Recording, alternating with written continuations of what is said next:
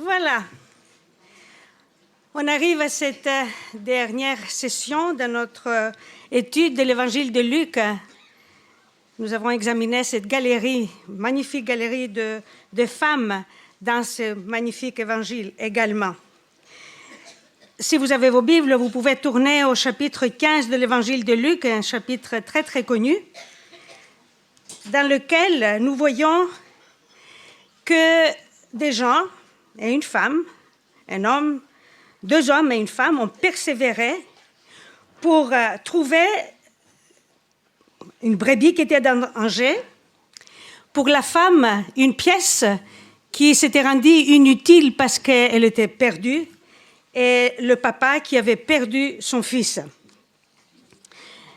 L'histoire de la femme qui a perdu une pièce d'argent fait partie donc des autres paraboles de Jésus dans lesquelles on voit que ce berger a perdu sa brebis et il va la chercher, cette femme qui a perdu sa pièce d'argent et donc le père du fils prodigue.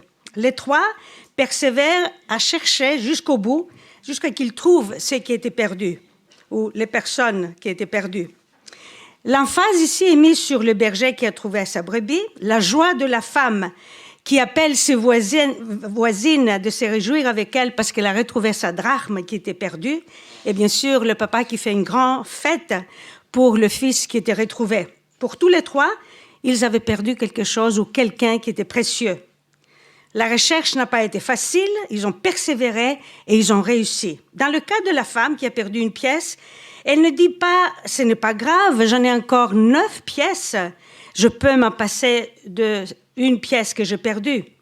Ce n'était pas la quantité qui comptait pour elle, mais la valeur de chacune de ces pièces qu'elle avait. Les femmes mariées de ce temps portaient un collier. J'ai pu trouver une photo d'une africaine avec son collier, je ne peux pas dire collier, cet argent, cette espèce de collier de tête qu'on porte.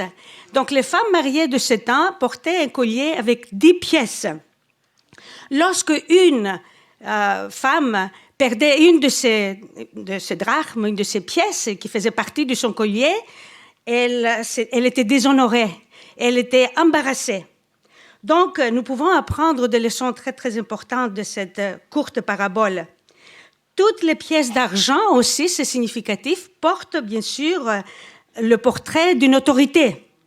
Le symbole ici est que nous, en tant que femmes, nous sommes faites à l'image de Dieu, nous sommes précieuses pour lui et bien sûr, nous savons que Dieu nous a fait à son image. Personne donc ne doit nous regarder comme quelqu'un qui est inutile, qui n'a pas de valeur, qui est vraiment improductive.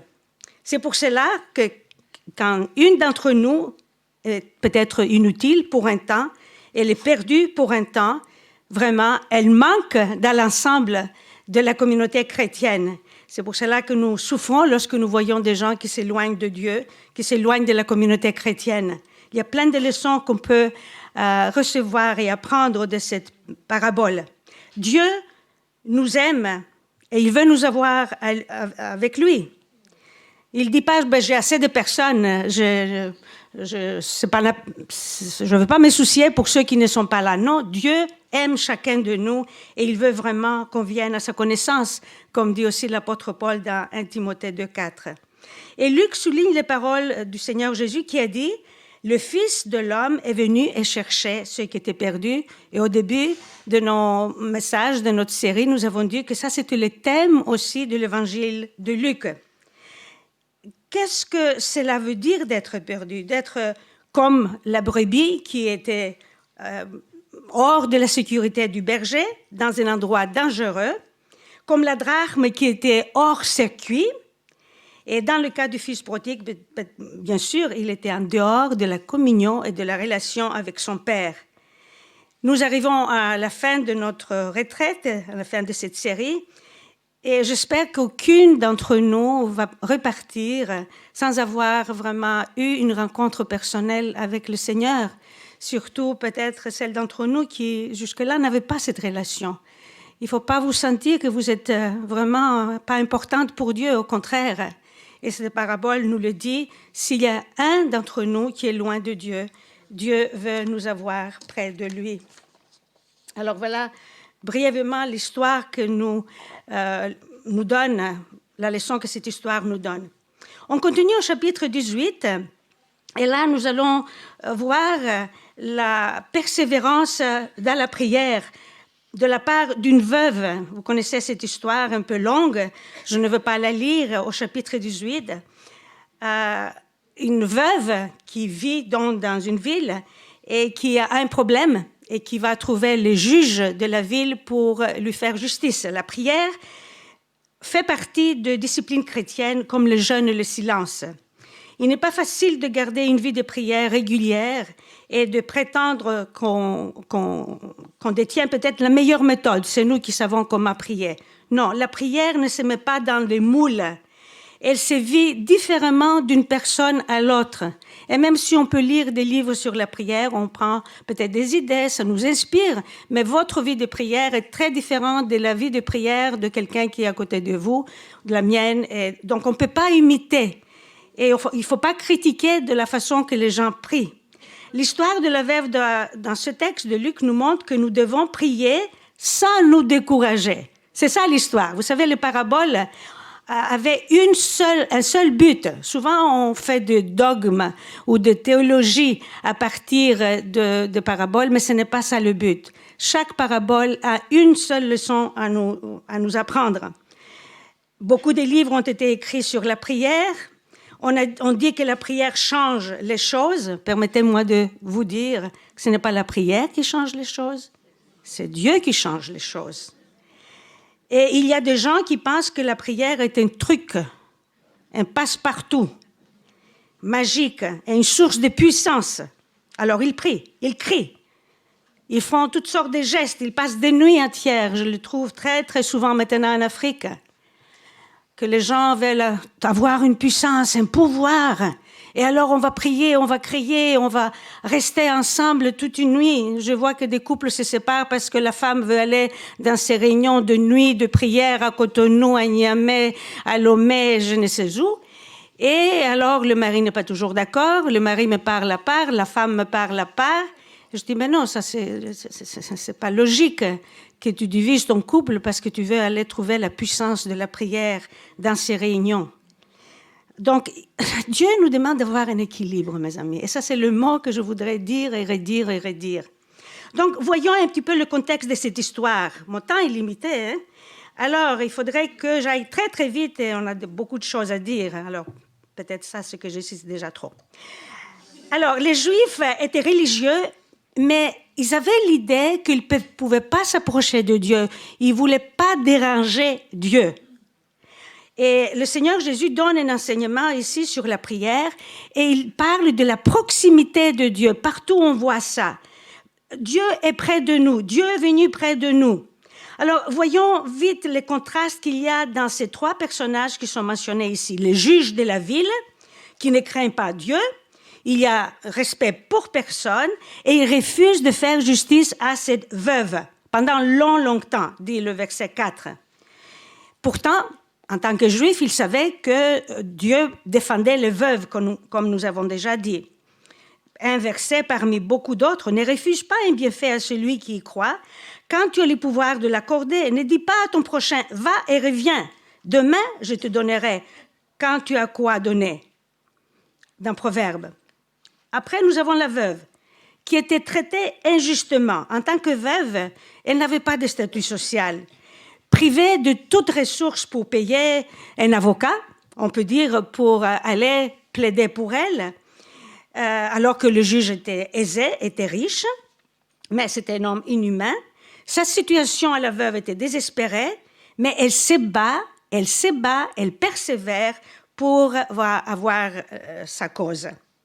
Et il y a bien sûr Dieu, le Seigneur Jésus parle de Dieu ici, et les Juifs savaient que Dieu était compatissant, et qu'il ne laissait pas les gens qui souffraient de côté. Cependant, la veuve persévérait dans sa demande et les juges étaient fatigués de la voir venir à son bureau tous les jours frapper à la porte. Est-ce que vous avez vu mon dossier? Non, tu pars. Le lendemain, est-ce que vous avez vu mon dossier? S'il vous plaît, faites quelque chose. Et lui, il veut rien savoir. Et le Seigneur prend cet exemple pour nous dire que Dieu entend lorsque nous prions en contraste avec ce juge. Luther disait « Je dois prier comme si tout dépend de Dieu et comme si tout dépend de moi ». Vous savez la raison pour laquelle nous ne recevons pas toujours des exaucements de nos prières ou nous ne voyons pas de grandes choses de la part de Dieu, c'est parce qu'on n'a pas persévéré. On n'est pas resté là la dernière demi-heure, comme je dis. Voyez-vous? On se décourage, on abandonne. Cette femme, donc, n'avait pas d'avocat. Mais nous avons le grand sacrificateur auprès de Dieu notre Père, le Saint-Esprit qui prie pour nous, qui intercède pour nous. Est-ce que vous pouvez imaginer que lorsque vous priez, vous n'êtes pas seul? Vous n'êtes pas seul. Nous avons ces aides, on peut dire, du Fils de Dieu, de notre Seigneur et de l'Esprit. Et nous savons que l'apôtre Paul nous parle à longueur de cela dans Romains 8, 24 et 34. Et nous devons vraiment persévérer dans la prière. Et nous savons que la prière est un combat. C'est pas facile de prier. Mais il faut persévérer dans la prière et faire vraiment ça comme discipline de notre vie. Au verset 8, le Seigneur, en conclusion, lit cette histoire de cette veuve qui a persévéré jusqu'au bout avec son retour. Et il dit, quand le Fils de Dieu reviendra sur la terre, est-ce qu'il trouvera encore la foi? Et bien sûr, si nous, aujourd'hui, après 2000 ans, on peut dire, est-ce qu'on va encore persévérer? On sait que la parole de Dieu nous dit que la foi de beaucoup va refroidir, beaucoup vont s'éloigner, beaucoup vont partir. Et le Seigneur donne cette parabole pour dire, voilà, cette femme a persévéré. Cette femme a gardé vraiment ses yeux fixés sur Dieu. Elle attendait sa réponse et Dieu vraiment l'a exaucée. La prière n'est pas un devoir religieux, mais un endroit où on rencontre Dieu. Moi, c'est comme ça que je le vois. Les disciples, en observant la vie de prière du Seigneur Jésus, sont allés lui demander « Enseigne-nous à prier ». Ils n'ont jamais dit « Enseigne-nous à prêcher ». Ils n'ont jamais eu un cours d'homilétique auprès du Seigneur. Mais ils ont demandé vraiment un cours sur la prière. La prière demeure pour moi un domaine parmi d'autres dans ma vie chrétienne où je demande Dieu de m'enseigner encore, de m'aider à progresser. La prière est un apprentissage à vie. C'est comme lorsqu'on apprend une langue étrangère, et c'est mon cas. Il faut toujours travailler une langue. Il faut être discipliné, il faut persévérer. C'est pour cela que le Seigneur Jésus a dit cette parabole. Dieu est patient envers nous et il attend jusqu'à qu'on vienne à lui et aussi il attend notre rythme de progression. Mais il ne faut pas quand même être inconscient que nous devons progresser, que nous devons aller de l'avant. Et Dieu vraiment répond à nos prières. Quand les justes crient, on a beaucoup de versets, bien sûr, on ne peut pas élargir beaucoup plus ce point. Quand les justes crient, dit David au psaume 34, « L'Éternel entend et les délivre de toute leur détresse. » Les justes sont les bien-aimés. Lorsque Marthe et Marie ont envoyé au Seigneur le message que leur frère était malade, est-ce que vous vous souvenez qu'est-ce qu'ils ont dit? « Seigneur, celui que tu aimes est malade. » Ils n'ont pas dit « Seigneur, celui qui t'aime est malade. » Celui que tu aimes est malade. Alors, lorsque nous prions pour les gens, disons au Seigneur, « Seigneur, celui que tu aimes est fatigué. Seigneur, celui que tu aimes a faim. Seigneur, celui que tu aimes est seul. Seigneur, celui que tu aimes est dépressif. Seigneur, celui que tu aimes est sans travail. Seigneur, celui que tu aimes est faible. » Cela changera notre approche à la prière. On pourrait continuer, mais on doit avancer. Quelques autres points sur la prière. J'ai la conscience que tout dépend de Dieu. Sans lui, je ne peux rien faire. Je reconnais mes limites. Je respecte Dieu pour ce qu'il est et pour ce qu'il fait. Et je sais qu'il est là toujours avec moi. Pourquoi prier? Bien sûr, il faut prier pour nos besoins. La parole de Dieu nous le demande, nous le dit. Mais la prière est un style de vie plutôt qu'un devoir religieux. Je parle à Dieu comme si je parlais à un ami. La base de la prière est la foi en Dieu. Ayez foi en Dieu. Ce n'est pas mes paroles, mais ma confiance que je mets au Seigneur Jésus. Et le Seigneur a dit, si vous aviez un tout petit peu de foi, vous bougerez des montagnes. Et souvent, le Seigneur n'enlève pas les montagnes devant nous, mais il nous donne la paix dans notre cœur et vraiment d'accepter les situations qui sont dures devant nous. David, dans le psaume 109 et au verset 4, dit « Moi, je recours à la prière ». Mais paraît-il, en hébreu, je ne connais pas l'hébreu, le texte dit « Moi, je suis prière ». Moi, je suis prière. Les prières communautaires et en groupe sont aussi très importantes et efficaces. J'aime ce verset dans Malachie qui dit « Alors ceux qui craignaient l'Éternel se parlèrent l'un à l'autre. L'Éternel fut attentif, il écouta. Et un livre de souvenirs fut écrit devant lui pour ceux qui craignaient l'Éternel et qui honoraient son nom. » Alors lorsqu'on prie ensemble, Dieu est honoré et il aime nous voir prier ensemble. Nous avons besoin des uns des autres dans la prière. Combien ça m'encourage, vous ne pouvez pas me faire un meilleur cadeau que me dire « mais je prie pour toi ». Et ça me donne de l'énergie, ça me donne des ailes, comme je dis. Et c'est ça que Aaron et Hur faisaient lorsque Moïse priait pour la délivrance du peuple d'Israël, mais il était tellement fatigué à prier, et ces deux hommes sont venus et ils tenaient ses mains en haut afin que Moïse puisse continuer à prier. J'ai besoin que vous teniez mes mains. Et vous avez besoin que je tienne vos mains dans la prière. Et bien sûr, l'exemple de premiers chrétiens est magnifique dans l'Église primitive, comment ils se réunissaient ensemble.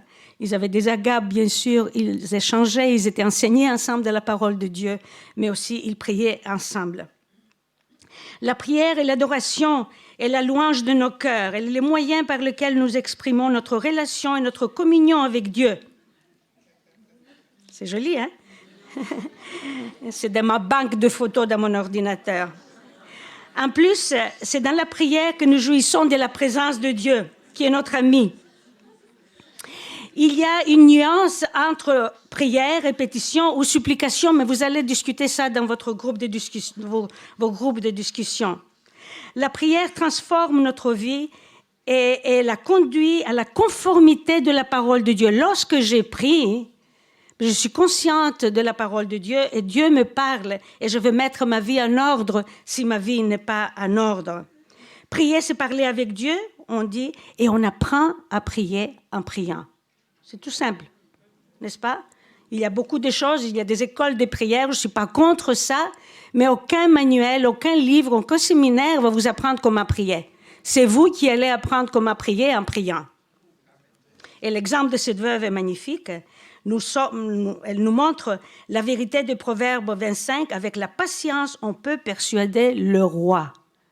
C'est ça qu'elle a fait. Elle a persévéré et finalement, le juge a dit « Ok, je vais te rendre vraiment ce que tu demandes. Je vais faire ta demande. » Et bien sûr, je passe toute une feuille ici où le Seigneur a pris, a enseigné aux scribes, aux pharisiens. Il leur a dit, mais vous hypocrites, vous faites ceci et vous cela. Parce qu'ils allaient dans le temple, ils faisaient vraiment des grandes courbettes. Ou dans les rues, n'est-ce pas, ils montraient, comme malheureusement nos amis musulmans qui font ça en pleine rue, en plein jour, dans l'avion, n'importe où. Dieu ne nous demande pas ça, n'est-ce pas? C'est dans notre cœur, on peut prier à Dieu n'importe où que nous sommes.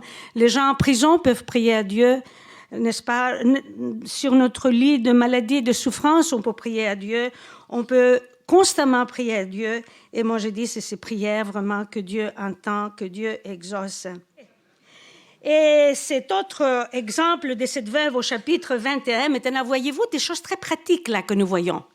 La prière fait partie de notre vie chrétienne de tous les jours. Et là, on va parler des offrandes. Hier, c'était magnifique ce petit sketch, n'est-ce pas? C'était un avant-goût, une introduction à ce que nous allons dire maintenant. L'exemple de la veuve ici qui nous va vraiment nous enseigner beaucoup de choses. Le Seigneur a souvent parlé d'argent. Quand j'ai fait cette étude, je me suis rendu compte que vraiment, beaucoup de fois, le Seigneur a parlé de l'argent.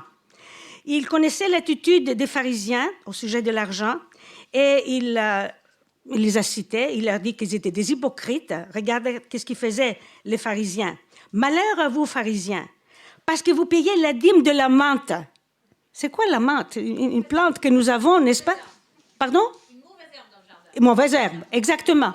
Alors les Juifs payaient la dîme de la menthe, de la rue, de toutes les herbes, et que vous négligez la justice et l'amour de Dieu. C'est là qu'il fallait pratiquer, sans omettre les autres choses. Au chapitre 12 aussi de l'évangile de Luc, on voit que Luc parle encore de l'argent, que le Seigneur parle de l'argent. Au chapitre 18, il rencontre le beau jeune homme qui était riche, qui voulait aller hériter le royaume de Dieu, mais il était empêché par l'argent. Donc là encore, il parle de l'argent. Et le Seigneur a dit à ses disciples, gardez-vous des scribes qui aiment se promener avec de longues robes et être salués dans les places publiques, cherchent les premières places dans les synagogues et les premières places dans les festins, qui dévorent les maisons des veuves, qui font pour l'apparence de longues prières, ils seront jugés plus sévèrement. Et au chapitre 21, c'est la dernière semaine avant que le Seigneur aille à la croix, et il parle encore de l'argent. C'est drôle, hein? Il savait le problème que les gens avaient dans son temps, mais le problème qui existe encore aujourd'hui. C'est un problème de tout le monde, la question de l'argent. Donc, en rentrant au temple, il s'est mis à un endroit où il pouvait regarder tout le monde qui venait au temple. Il voyait les riches qui arrivaient avec le grand offrande, il faisait du bruit en le montrant, etc. Et tout le monde s'est pressé pour y entrer. C'était la semaine de la Pâque. Les gens de partout venaient à Jérusalem, les pèlerins, une fois par an. Et c'est là qu'ils ramassaient leurs offrandes toute l'année. Et là, ils les déposaient au temple. Et tout à coup, le Seigneur voit une femme, une pauvre veuve, dit Luc. Je ne sais pas comment il le savait. Il a eu ce détail, qui arrive timidement, qui n'ose presque pas rentrer au temple. Elle fait des pas très, très timides. Elle a juste 2 petites pièces. Et elle les apporte à Dieu. Elle devait se sentir mal de donner si peu à Dieu. D'ailleurs, il est possible que les disciples, lorsqu'ils ont entendu ça, ils ont dit, mais à quoi ça sert 2 pièces? Ça ne fera pas de différence. Les statuts et les finances des femmes dépendaient de leur mari, donc leurs moyens financiers étaient très, très limités. Mais elle voulait, cette femme, quand même, offrir à Dieu ces 2 pièces qui représentaient le salaire de 2 jours. C'était toute sa fortune. Et Luc souligne le contraste qu'il y a dans cette scène, les riches qui donnent beaucoup et la pauvre veuve qui donne. Les riches donnaient une partie de leurs revenus, mais la veuve a donné tout. Elle connaissait l'enseignement de la parole de Dieu, le standard de Dieu pour les offrandes. Elle savait combien Dieu était généreux envers ses enfants. Elle voulait mettre en pratique la parole de Dieu. C'était important pour elle de donner, même si c'était peu. Elle a démontré son amour avec cela. Et par cet exemple de cette veuve, nous voyons que nous avons le devoir toutes de participer à l'œuvre de Dieu par nos dons.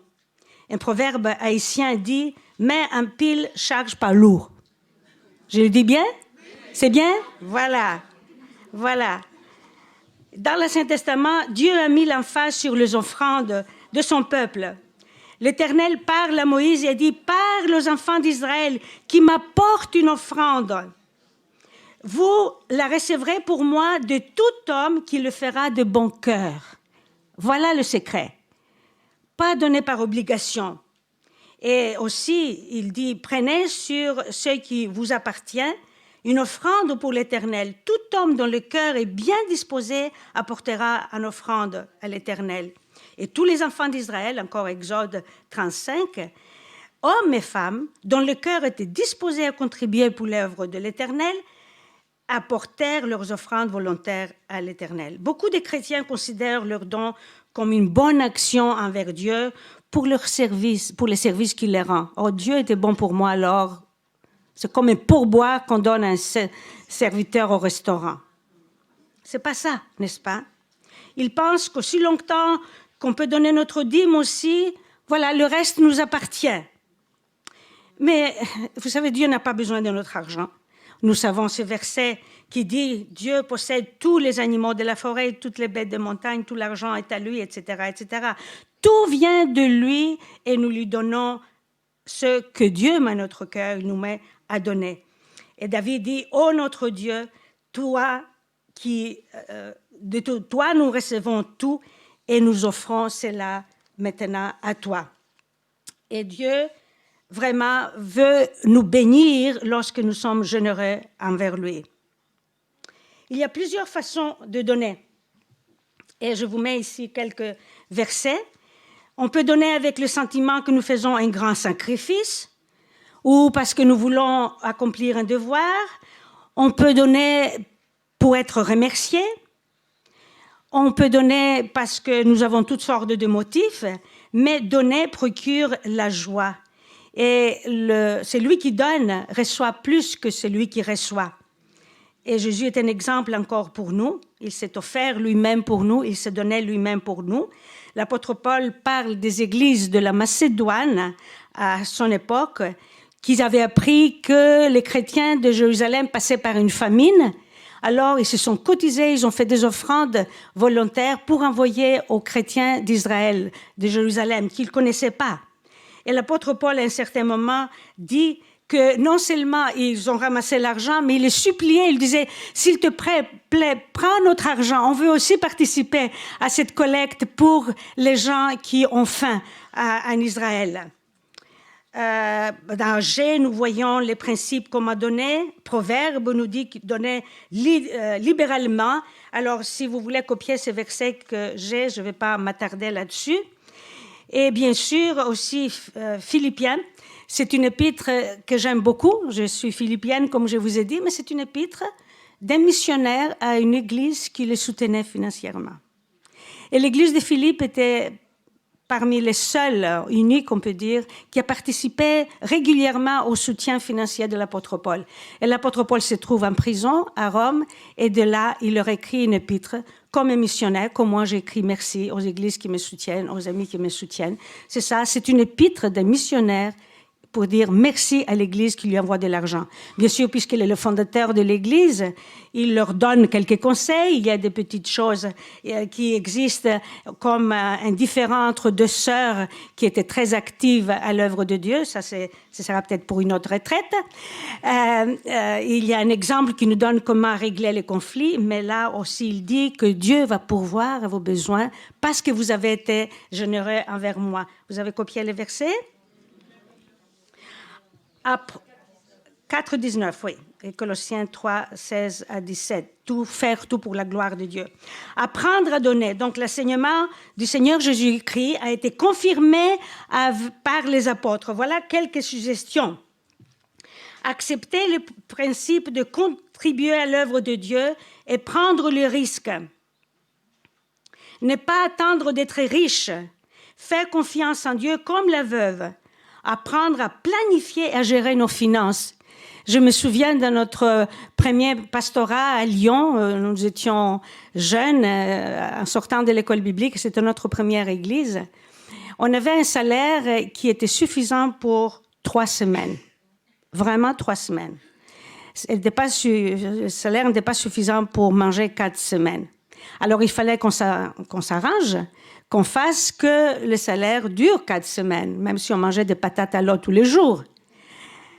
Et je me souviens d'un frère de l'église qui est allé un jour voir mon mari. Il lui dit, mais pasteur, comment vous faites? Moi, à la fin du mois, je n'ai rien à apporter à l'église. J'ai fini mon salaire, je dépense mon salaire, je ne peux pas donner à l'église. Et mon mari lui a dit, si nous attendions la fin du mois, mais il n'y aurait rien à donner à l'Église, à l'œuvre de Dieu. Mais c'est au début, lorsque nous recevons de Dieu, nous avons un revenu, un salaire quelconque. Ça, c'est le principe. Mettre de côté, comme dit l'apôtre Paul, mais de bon cœur. Ce n'est pas une obligation. Vraiment, faisons attention à ces choses. La prière, donner à Dieu, ce ne sont pas des devoirs religieux. On les fait par amour pour notre Dieu. et aller aussi progressivement vers le 10%. Mais le Nouveau Testament ne précise pas. Dans l'Ancien Testament, les gens savaient cela. Dit, honore l'Éternel avec tes biens, avec les prémices de tout ton revenu. Combien est-ce que je dois donner? Voilà, tout appartient à Dieu. Tout appartient à Dieu. Et le Seigneur est allé encore plus loin. Vous connaissez la grâce, l'apôtre Paul dit, la grâce de notre Seigneur, que lui qui était riche, il s'est fait pauvre pour nous. Nos vies entières lui appartiennent. Ce que nous avons nous appartient. Bien sûr, il veut qu'on dépense pour notre nourriture, pour nos besoins. Il n'est pas contre qu'on ait même des joies, du plaisir, qu'on dépasse de l'argent à venir à la retraite. Bien sûr, ça fait partie de notre vie et il se plaît à ça. Mais c'est le principe de la parole de Dieu que nous devons retenir. Il faut donner systématiquement, discrètement et impartialement. Dieu voit nos gestes et il connaît la motivation de nos cœurs. Et le Seigneur Jésus observait vraiment le geste de cette femme veuve qui avait 2 pièces. Les yeux de l'Éternel sont partout, il voit tout. Et le Seigneur aime celui qui donne avec joie. Alors, quand vous donnez, mes amis, mes chers amis, à l'Église, à l'œuvre de Dieu, n'importe où Dieu vous met à cœur de donner, faites-le avec joie. Et le Seigneur va vous bénir. Apportez vos offrandes, dit Malachi à l'Éternel. Apportez-moi ça. Prouvez vraiment que vous m'aimez et vous allez voir si moi je ne vais pas vous bénir. Et l'auteur de l'Épître aux Hébreux dit « N'oubliez pas la bienfaisance et la libéralité, car c'est de tels sacrifices que Dieu prend plaisir. » Voilà les sacrifices qui font les chrétiens. On ne va pas faire des sacrifices qui sont en dehors de la volonté de Dieu. On n'a pas appris à vivre tant qu'on n'a pas appris à donner, a dit quelqu'un. Et j'étais étonnée de trouver quelque part dans mes lectures que Che Guevara a dit un jour à sa fille « Souviens-toi lorsque tu reçois, oublie lorsque tu donnes. » Beau, hein? Et John Wesley a dit « Gagnez tout ce que vous pouvez, épargnez tout ce que vous pouvez, donnez tout ce que vous pouvez. » Hein? Bon, hein? Gagnez, épargnez, mais donnez.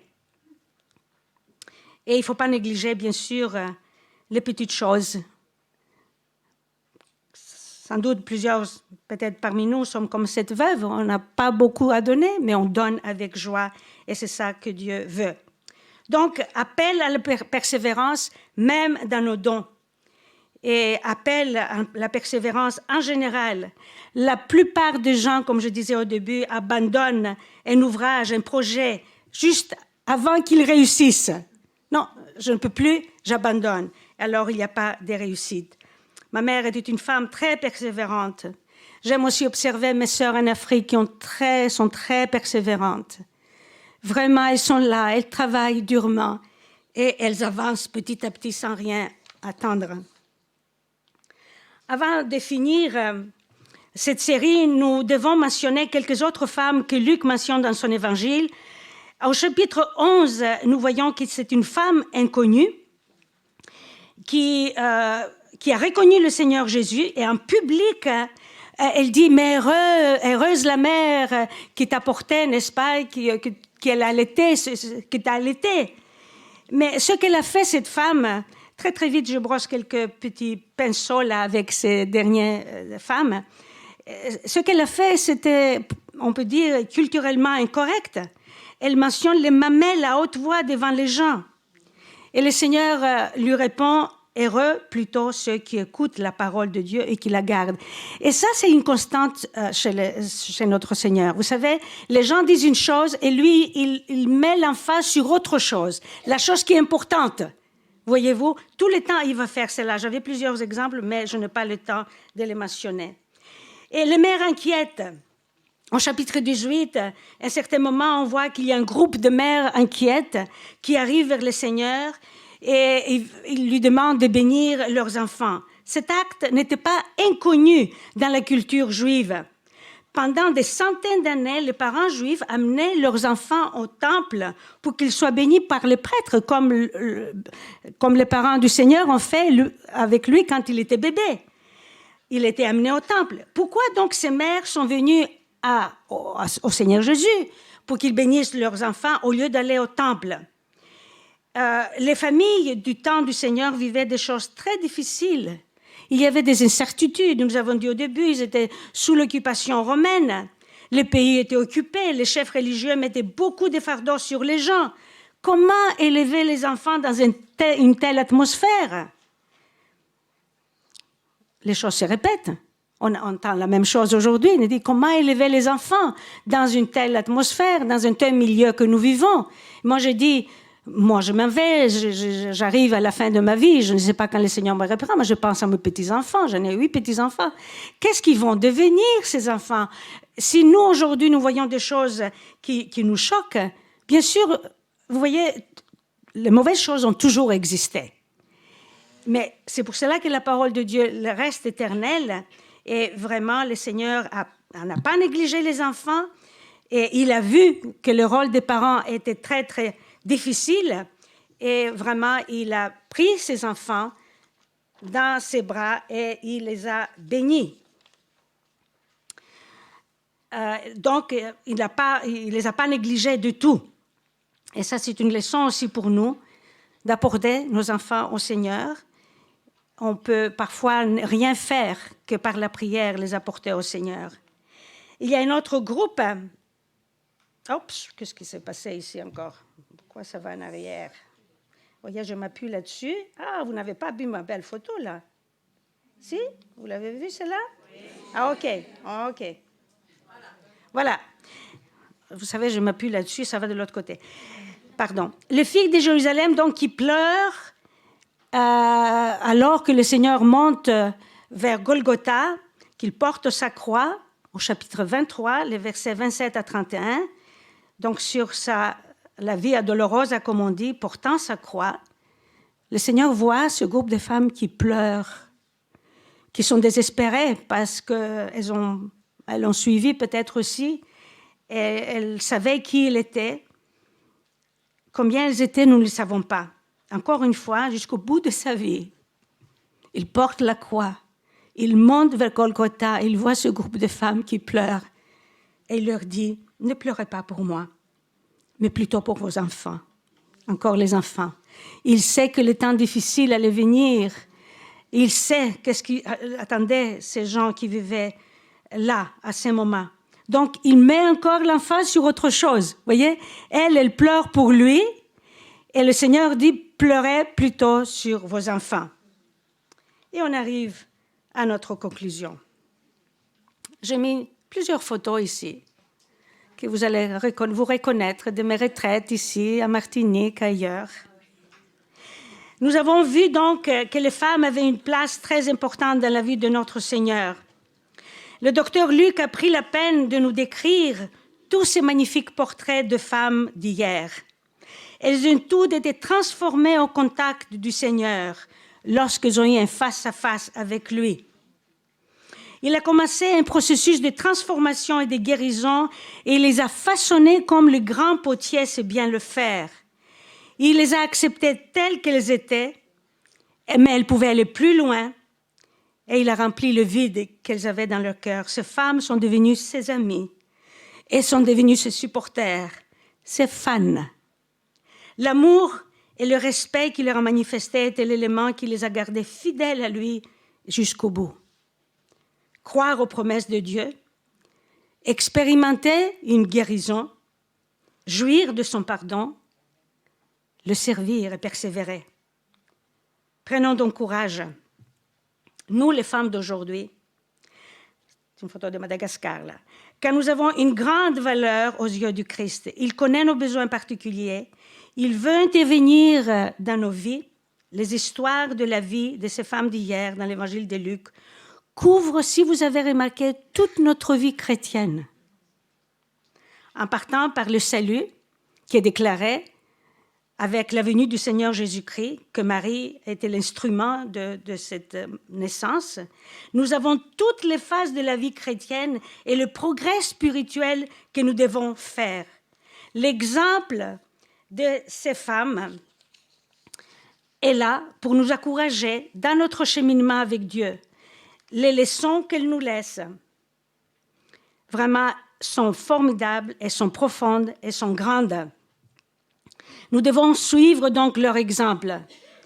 Dans chacune de ces interventions, nous voyons l'amour du Seigneur et la réponse de ces femmes à son amour. Oui, ça c'est la dernière retraite. Que ces exemples des femmes d'hier puissent nous aider à apprendre ces leçons qu'elles ont apprises au contact du Seigneur Jésus. Que nous puissions vraiment avoir l'ambition. C'est ça que je voudrais vous transmettre. Une ambition, un désir profond. Restez pas là où vous êtes. Même si votre niveau spirituel, vous pensez, il est élevé, il est grand, vous êtes arrivé. On n'est jamais arrivé. Je vois Véronique qui réagit. Alors, qu'est-ce que tu veux dire? Non, on n'est jamais arrivé, mes amis. Et ayons l'ambition d'aller plus loin, d'être des modèles. Modèles pour nos familles, modèles pour nos voisins, modèles pour les membres de nos églises. Soyons motivés par l'amour du Christ. C'est ça qui nous motive. Paul dit, si le Seigneur est mort pour moi, et moi je suis prêt à faire tout pour lui. C'est motivé par l'amour du Christ. Et il nous montrera comment le servir. Vous désirez le servir? Je parlais avec plusieurs d'entre vous qui vous êtes frustrés actuellement parce que vous vous sentez coincé là où vous êtes. Et vous dites, mais à quoi ça sert ma vie? Là où Dieu vous a placé, même si vous avez fait une erreur, même si vous avez pris une décision seule ou avec votre mari d'être là où vous êtes, Dieu est capable de transformer cette situation et de vous faire fleurir, vraiment vous épanouir, être productive là où vous êtes, le servir là il nous demande de le faire et être messagère de la bonne nouvelle, comme ces femmes que nous avons vues hier, qui étaient chargées d'une mission. Vous et moi, nous sommes chargés d'une mission. J'espère que vous n'allez pas repartir à la maison et dire, mais je vais continuer à tourner mes pouces à la maison ou à faire mon travail. Allez avec ce fardeau dans votre cœur, avec ce désir, avec cette motivation, avec l'amour que notre génération a besoin d'entendre l'Évangile. Les Français, les étrangers qui sont ici, le monde entier doit attendre l'Évangile. Satan utilise toutes sortes de moyens pour nous endormir, pour nous dire, mais on est trop peu, on est la minorité. Au temps du Seigneur Jésus, les chrétiens, les justes du temps du Seigneur étaient une minorité, mais ils n'ont pas lâché, n'est-ce pas? Ils sont restés battants. Et je vous encourage de devenir des mères et des femmes battantes. Un terme que j'ai appris à Martinique. Alors, je vais vraiment respecter mon horaire. À toutes les mamans, je souhaite une bonne fête de mère demain.